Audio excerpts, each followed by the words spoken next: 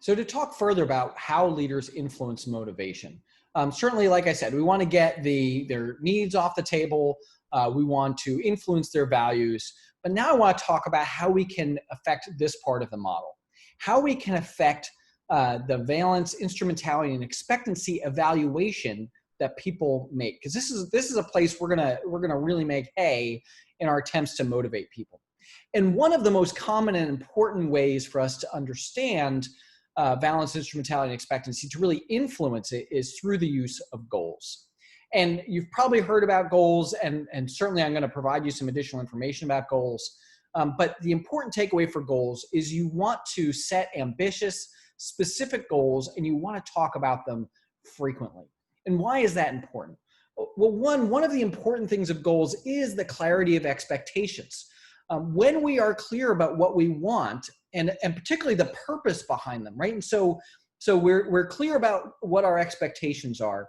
People actually assign value to what the leader wants. If the leader is very vague, it's hard for people to know what she wants. But when the leader is very strong and very clear about what she wants, it's easier for people to get that idea. People are going to value, especially earlier we talked about engaged sailors and Marines, are really going to want to do things on behalf of the leader and are willing to do things for her. If she's very clear about it, that's going to increase the valence and instrumentality around any particular choice that they make.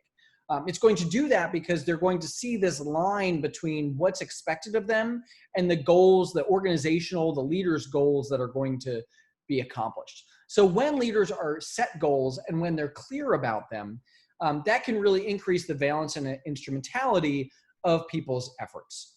The other thing that can happen is when we set very challenging goals, achievable but challenging, this can have an effect on people's self-efficacy.